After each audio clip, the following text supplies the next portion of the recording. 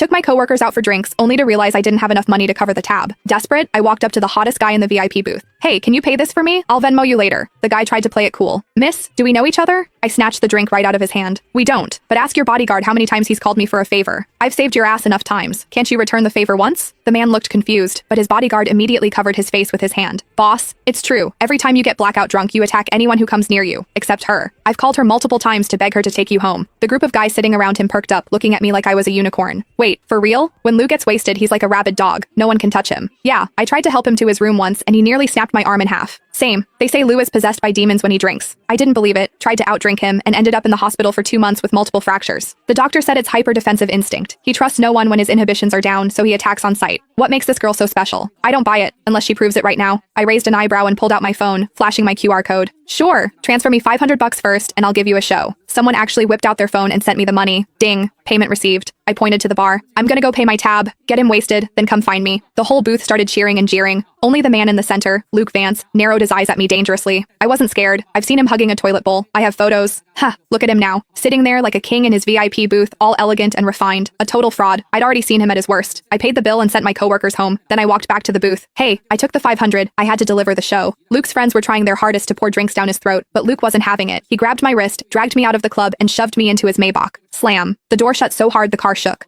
Like a shaken soda bottle finally popping its cap. I rubbed my nose. Hey, it's not my fault you only trust me when you're drunk. It's annoying for me too, you know? It all started 6 months ago. I was leaving work late when I saw a guy sprawled out in the middle of the street using a city bike as a blanket. It was hilarious. Being terminally online, I had to take a video. But when I got closer, damn, what a face. Too bad he was wasted, reeking of alcohol. He was muttering about being thirsty. I took out my water bottle and poured him a cup. He was surprisingly obedient, gulping it down. I tried to wake him up. Hey, you can't sleep on the street. Where's your phone? I'll call your friends. He ignored me, snoozing away on the asphalt. I had no choice but to pat him down. Found his legs were incredibly long, like model long. I found his phone, unlocked it with Face ID, easy when they're asleep, and FaceTime D the first contact on his list. I pointed the camera at his face. Hello? This phone's owner is sleeping on the street. If you're his friend, come get him. The guy on the other end didn't even ask for a location. He just screamed, back away from him, 5 feet, now. I thought he was worried I was going to rob the hot guy. I scoffed. Relax. I'm not interested in drunks. I'm sending you the location. Hurry up. The guy yelled again. Do not ignore me, unless you want to die. Psycho. I hung up. Then I sat on the curb to guard the guy. He decided my thigh was a better pillow than the bike. He slept like a baby under the moonlight. 10 minutes later, the friend arrived and looked at us like he was seeing a ghost. I swore. Look, I didn't touch him inappropriately. As soon as I spoke, the guy shifted. He wrapped his arms around my waist and buried his face in my stomach, treating me like a body pillow. I couldn't pry him off. I pulled his ear. Hey, wake up. Your friend is here. Let go. He didn't budge. I looked at the friend. Help me out here. I can't move his arms. The friend stood 5 feet away, refusing to move. I was pissed.